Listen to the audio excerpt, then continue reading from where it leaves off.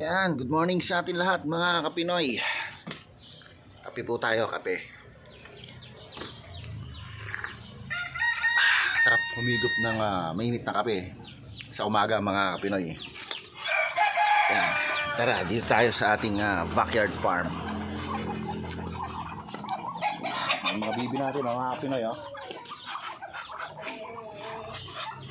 Maganda na naman sikat ng araw. Kagabi mga kapinoy, sa umulan dito. So medyo malakas konti. Pero ngayon maaraw na naman ulit. Sarap magkape.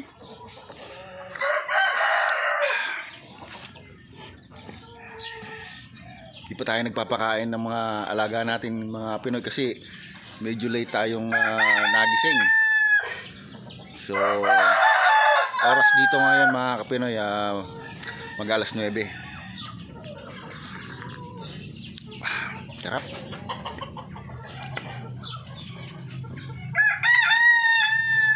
Maya konti ay magpakain tayo ng ating mga alaga.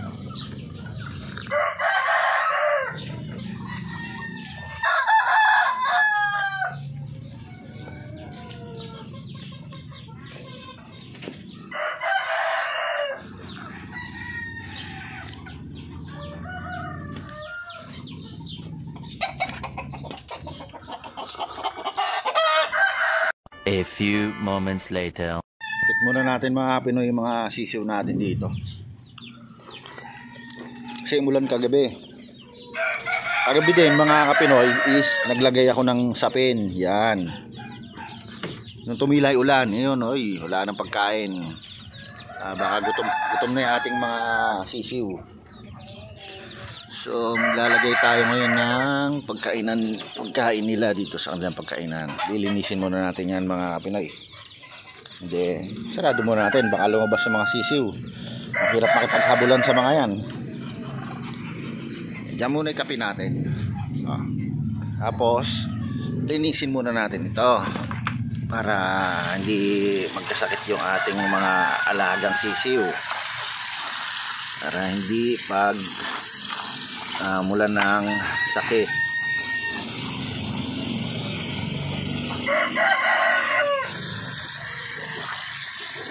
Yan, kailangan palaging malinis.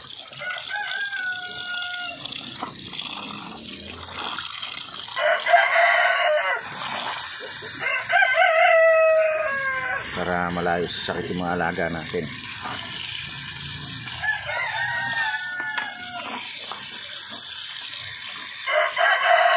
Number 1 po yan, yung kalinisan mga kapinoy.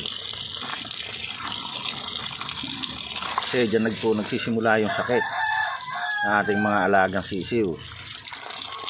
Yung mga dumi, pag nakain po nila yan, is yan po magsisimula ng sakit, diarrhea ng ating mga alaga. So kaya po tayo palaging naglilinis.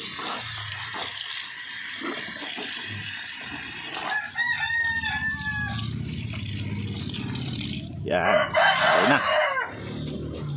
So pwede na tayong maglagay ng pagkain dito sa ating mga sisiw. Dito na yung ating mga bibe.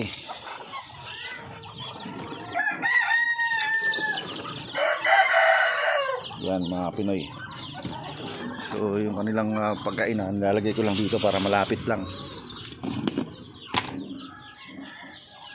Integra 1000. Oops.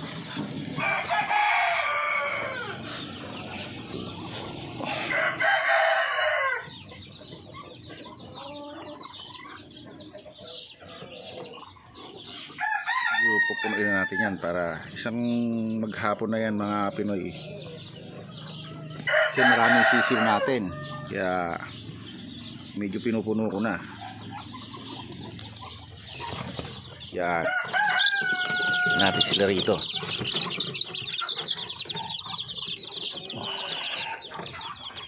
Kain na. Sigla naman sisiw natin mga Pinoy.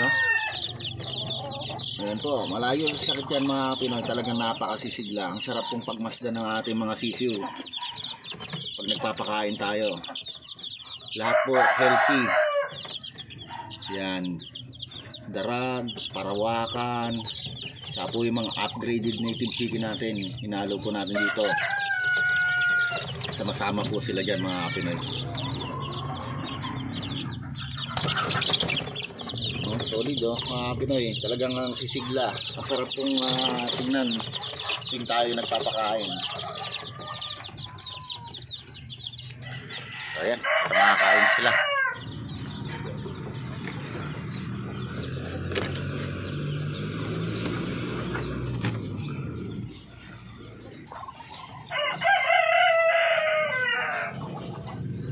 Nakatingin sa atin yung mga bibi natin mga Pinoy nagpapahiwatig na pakainin ko na daw sila.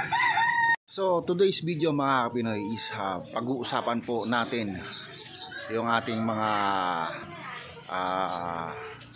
breeder.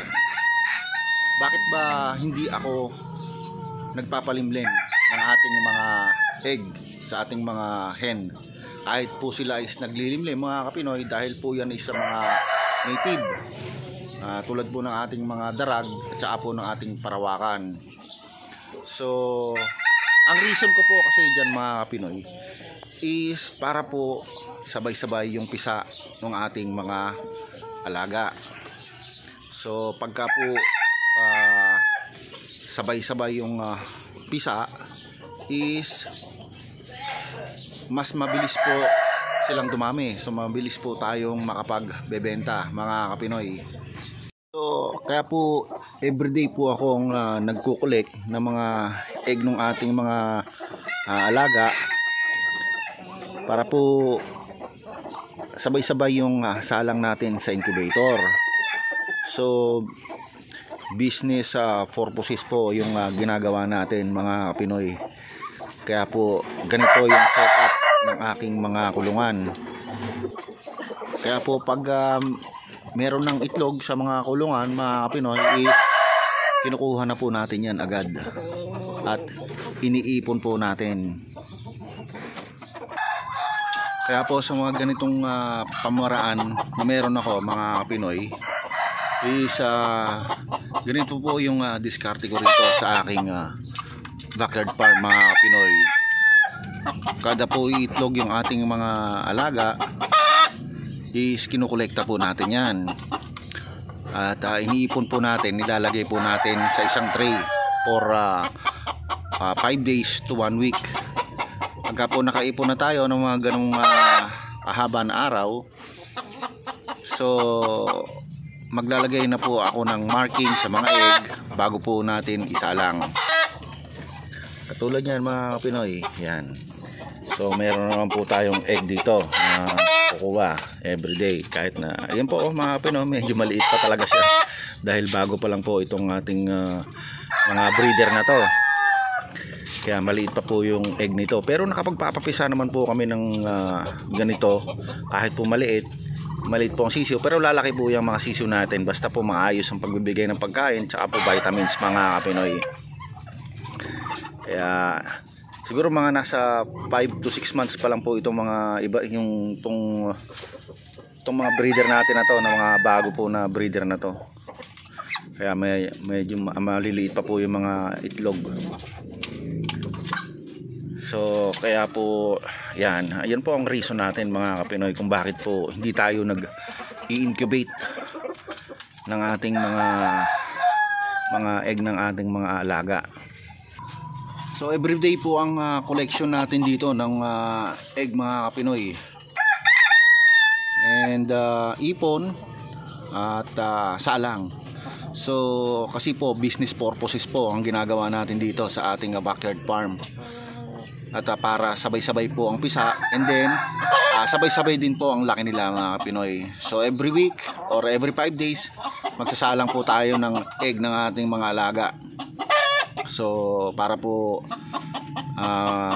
every week meron po tayong mga sisiw. Shoutout nga po pala kay Ramonchito Cortez na walang sawang sumusuporta dito sa ating small channel at sa ating po mga bagong subscriber at saka po sa ating mga viewers mga Pinoy. Maraming salamat po.